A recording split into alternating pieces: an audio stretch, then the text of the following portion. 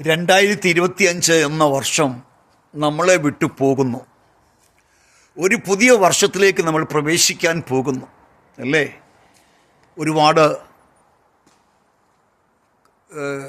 സന്തോഷകരമായ അനുഭവങ്ങളും ഒരുപാട് വേദനകളും ഒറ്റപ്പെടലുകളൊക്കെ ഓരോരുത്തർക്ക് അനുഭവിച്ചിട്ടുണ്ടായിരിക്കാം.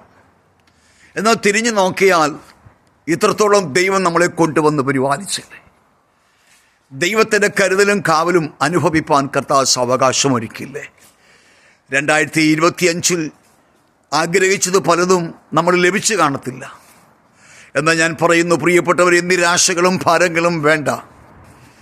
ദൈവം ഒരു പുതിയ വർഷം തരുമ്പോൾ വളരെ പ്രതീക്ഷയോടെ പ്രത്യാശയോടെ ആ പുതിയ വർഷത്തിലേക്ക് പ്രവേശിക്കുക. നിശ്ചയമായും ദൈവം നമ്മളെ അനുഗ്രഹിക്കും, അനുഗ്രഹിക്കാതിരിക്കത്തില്ല. അതുകൊണ്ട് 2026 എന്ന പുതിയ വർഷം അനുഗ്രഹത്തിൻ്റെയും സമൃദ്ധിയുടെയും സന്തോഷത്തിൻ്റെയും ദിനങ്ങളായി തീരട്ടെ എന്ന് ഞാൻ ആശംസിക്കുകയും പ്രാർത്ഥിക്കുകയും ചെയ്യുന്നു. കൊലോസ്യർ 3:1 ഇങ്ങനെ വായിക്കുന്നു: ആകയാൽ നിങ്ങൾ ക്രിസ്തുവിനോടുകൂടെ ഉയർത്തെഴുന്നേറ്റിരിക്കുന്നു എങ്കിൽ ഉയരത്തിൽ ഉള്ളത് തന്നെ ചിന്തിപ്പീൻ എന്ന് പറയുന്നു.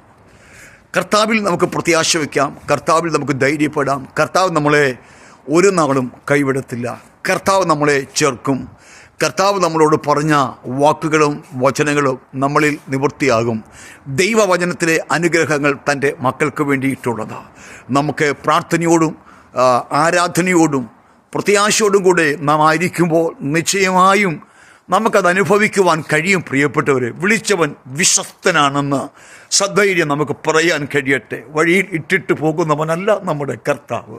നമ്മുടെ ആവശ്യങ്ങൾ എന്തെന്ന് നാം അറിയുന്നതിനെക്കാട്ടിലുപരി അറിയുന്ന ഒരു നല്ല കർത്താവുണ്ട്. ആ കർത്താവിനെ ആഴമായി സ്നേഹിക്കാം. ലോകം എന്തും പറയട്ടെ, അവരും ഇവരും എന്തും പറയട്ടെ, അവരും ഇവരും പറയുന്നത് കേട്ടു നിൽക്കുവാനല്ല. ദൈവത്തിൻ്റെ വചനം, അത് മാറ്റമില്ലാത്ത വചനം, ആ വചനത്തിൻ്റെ സത്യത്തിലേക്ക് ഇറങ്ങി നിന്നുകൊണ്ട് യേശു ക്രിസ്തുവിൻ്റെ നാമത്തെ മുറുകെ പിടിച്ചുകൊണ്ട് ഒരു നല്ല ജീവിതം നയിപ്പാൻ 2026 എന്ന വർഷം നമ്മളെ സഹായിക്കട്ടെ എന്ന് ആശംസിച്ചുകൊണ്ട് എല്ലാവർക്കും പുതുവത്സര ആശംസകൾ നേർന്നുകൊണ്ട് കർത്താവിൽ നിങ്ങളുടെ സഹോദരൻ പാസ്റ്റർ KN മോഹൻ. ആമേൻ.